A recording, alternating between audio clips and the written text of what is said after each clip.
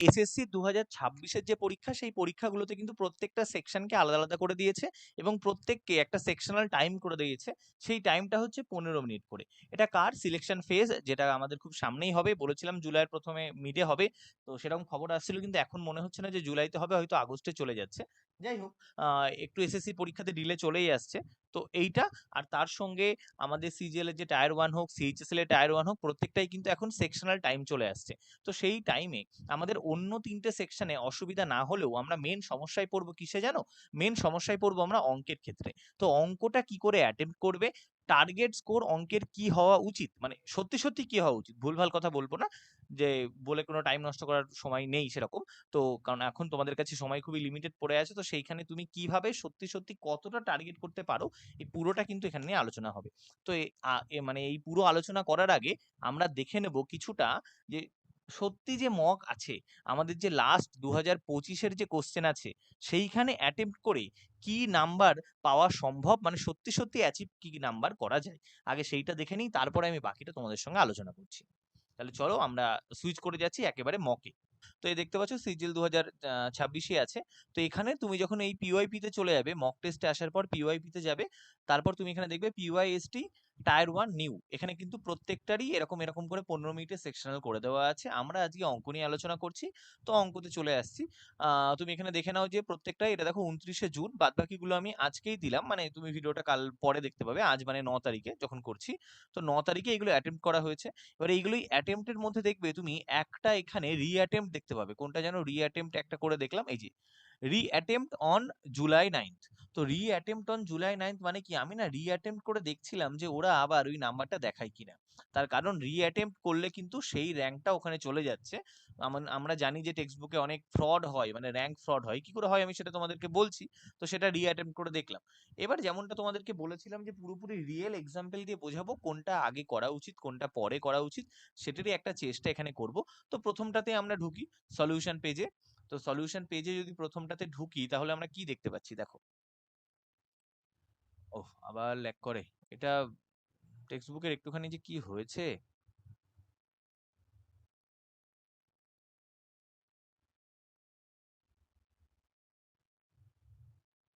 হ্যাঁ, দেখো সলিউশন পেজে এসেছি। তো সলিউশন পেজে আসলে আমরা দেখতে পাচ্ছি প্রথম কোশ্চেন। তো এই কোশ্চেনটা তো আমরা 1 গোতে করব। এখানে দেখো তুমি দেখতে পারবে এভারেজ টাইম কত লেগেছে, 39 সেকেন্ড, সেখানে আমার কত লেগেছে, 19 সেকেন্ড। তো এখানে আমি কি করেছি, এভারেজের থেকে 20 সেকেন্ড বাঁচিয়েছি। এই কোশ্চেনটা দেখো, ফার্স্টে তুমি দেখছো উত্তরগুলো আছে পয়েন্টে, একটু বুদ্ধি খাটাবে, উত্তরগুলো আছে পয়েন্টে। আর তোমার যে কোশ্চেন, একটা ভগ্নাংশে আছে আড়াই, তো আড়াইটাকে তুমি 2.5 করে দাও, তাহলে তোমার উত্তরটা সোজা হয়ে গেল।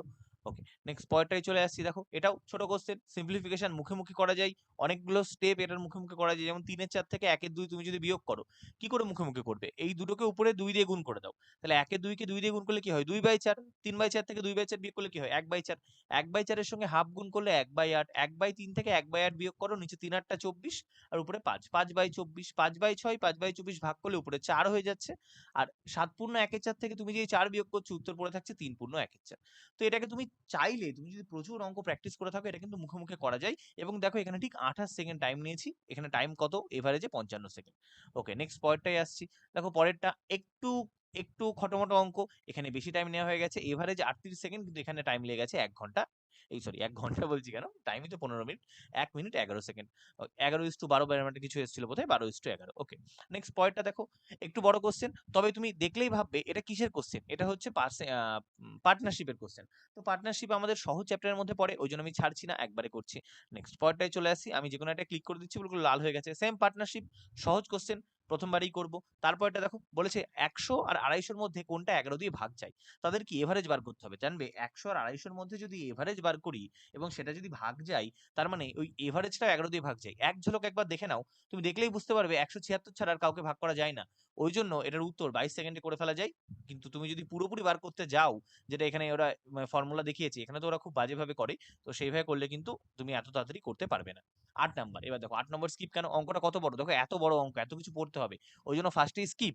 এবং দেখো স্কিপ মানে কি, আমি কিন্তু পরে এটা আর করতে পারিনি, টাইম পাইনি।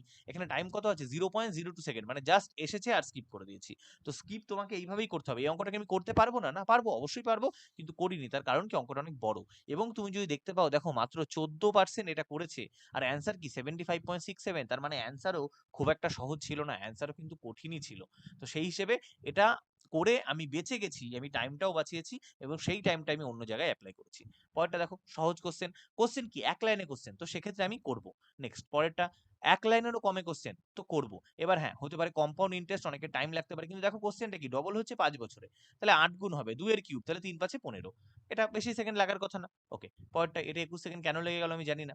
তারপরটা দেখো, এটা কি আছে, এত হয় 2 বছর, এত হয় 3 বছর, অরিজিনাল প্রিন্সিপাল, এই অঙ্কগুলো সহজ হয়, কিন্তু প্রিন্সিপাল কিসে আছে? 0.33। তাহলে এই ক্ষেত্রে অঙ্ক আমার ভুল হয়ে যাওয়ার চান্স বেশি।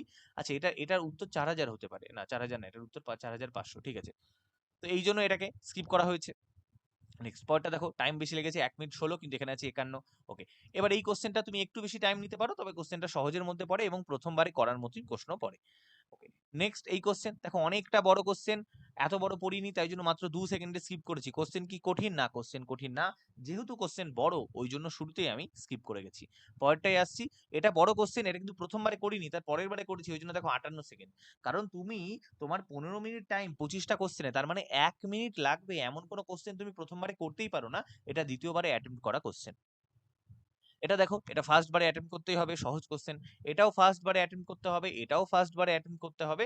এখানে তো টাইম এন্ড ওয়ার্ক সহজ হয়, এটাও তুমি প্রথমবারে অ্যাটেম্প করতে পারো। নেক্সট, এটা একটু বড় আছে, তবে চাইলে তুমি প্রথমবারে অ্যাটেম্প করতে পারো। এটা দেখো, সেম কোশ্চেন, আবার টাইম, স্পিড অ্যান্ড ডিস্টেন্স, এটা তুমি প্রথমবারে অ্যাটেম্প করতে পারো। এটা তো অবশ্যই প্রথমবারে করতে হবে, এটাও প্রথমবারেই করতে হবে, একবারে করতে হবে এই কোশ্চেনগুলো। তাহলে তুমি যদি এই পুরোটা একবারে দেখো, তাহলে দেখতে পারবে এই কোশ্চেনটা খুবই বাজে কোশ্চেন, এটা অ্যাটেম্প করার কোনো মানেই হয় না। আর পুরোপুরি কোনো শর্টকাট এখানে নেই। তাহলে তুমি দেখতে পারবে যে এইটার এই একটা কোশ্চেন, দুটো কোশ্চেন, তিনটে কোশ্চেন, চারটে কোশ্চেন, এই চারটে কোশ্চেন কিন্তু বড় বড় কোশ্চেন ছিল, তাই জন্য এই চারটে কোশ্চেন স্কিপ করা হয়েছে। স্কিপ করার ফলে কি হয়েছে, বাকি 21টা কোশ্চেন আমি করতে পেরেছি। এবার দেখা গেল কেউ সেখানে 22টাও করবে, এবং সব থেকে বেশি যেটা গুরুত্বপূর্ণ অঙ্কের ক্ষেত্রে, তোমার অ্যাকুরেসি, অ্যাকুরেসি কত? 100%। ওই জন্য যে মার্কসটা আসছে সেটাও কিন্তু আসছে 42। এবার এইখানেই যদি তোমার কম হয়ে যায়, সেখানে নাম্বারটা তোমার কমে যাবে। তো এখানে তুমি বুঝতে পারলে যে কোনগুলো তুমি আগে একবারে করবে, কোনগুলো তুমি দ্বিতীয়বারে করবে। যদি আমি দেখি যে আমার কোশ্চেনগুলো সহজ, মানে ছোট কোশ্চেন, আমি সেগুলো একবারে করব।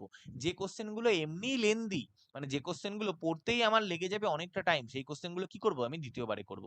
যদি আমি আরো একটা দেখাই, ধরো আরো একটা দেখাই, কোনটা দেখাই, এদিকেই দেখাই, এটাই দেখাই, এটা আরো একটা যদি দেখাই, তাহলে এখানে আমি দেখতে পাবো যে কতগুলো কোশ্চেন, ধরো আগেরটাই গোনা হয়নি, এটা আমি তোমাদের এখন গুনে গুনে বলছি যে কতগুলো কোশ্চেন একবারে তুমি করবে। মাথায় রাখবে, দেখো এটা একবারে করবো, 1 নম্বর কোশ্চেন হলো।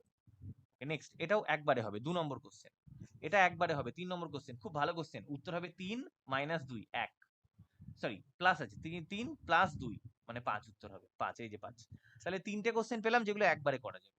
এই কোশ্চেনটা একটু ট্রিকি, তুমি স্কিপ করতে পারো, একটু টাইম আমি লাগিয়ে দিয়েছি, লাগানো উচিত ছিল না, স্কিপ করে গিয়ে পরে করা উচিত ছিল, মানে এটা চেষ্টা করা যায় পরের দিকে করলে, আমি টাইম লাগিয়ে দিয়েছি, তারপরে এটা মনে হয় ফেরত আসতে পারিনি। আচ্ছা, এখানে একটা ভুল হয়ে গেছে, নাহলে অ্যাটেম্প্ট এখানেও 22টা ছিল, তো 4। এটা তুমি পরে ছাড়তে পারো, যেহেতু একটু ভাবতে হয়। দেখো এটা, এটা কি আছে, পার্টনারশিপের অঙ্ক, একবারে করতে পারো, তাহলে আমি 4টে অঙ্ক পেলাম একবারে করার। 5 নম্বর অঙ্ক একবারে করা যায়।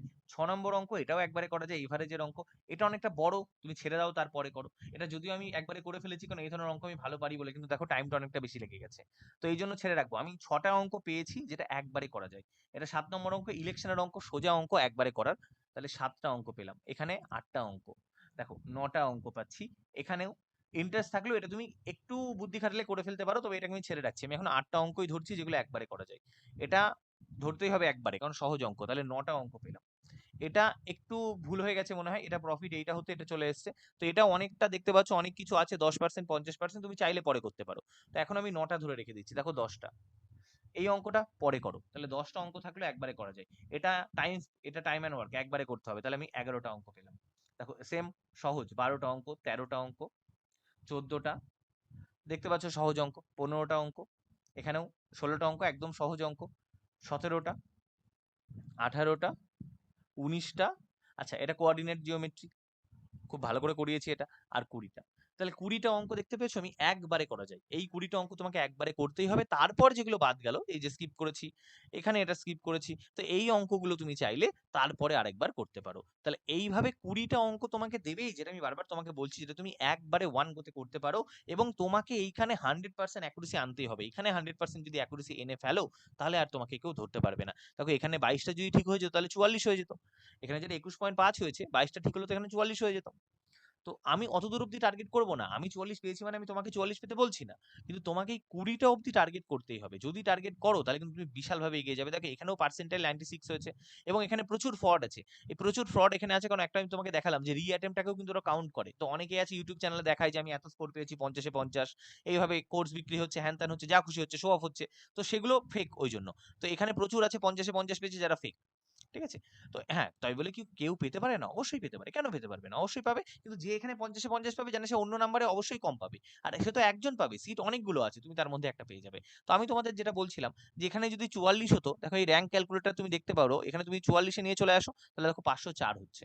504 র‍্যাঙ্ক, আর টোটাল পরীক্ষা দিয়েছে কত? 22,000। তার মানে আমার প্রায় 99 পার্সেন্টাইলের কাছাকাছি চলে যাবে। এরকম। কিন্তু আমি তোমাকে বলছি 20টা ঠিক। 20টা ঠিক মানে কোথায় আসছো তুমি? 20টা ঠিক মানে দেখো তুমি আসছো এখানে 1097। এখানে আছে কত? 22। তার মানে এখানে 2000 এ গেলে 90% হয়। মানে 1000 মানে তখনও কিন্তু তুমি 95 পার্সেন্টাইলে থাকছো। আর আমাদের টার্গেট হবে 90 পার্সেন্টাইলে থাকা। তো অবশ্যই এই 20টা কোশ্চেন তুমি ওয়ান গোতে করতে পারবে যদি তুমি খুব ভালো করে অঙ্কটা প্র্যাকটিস করো।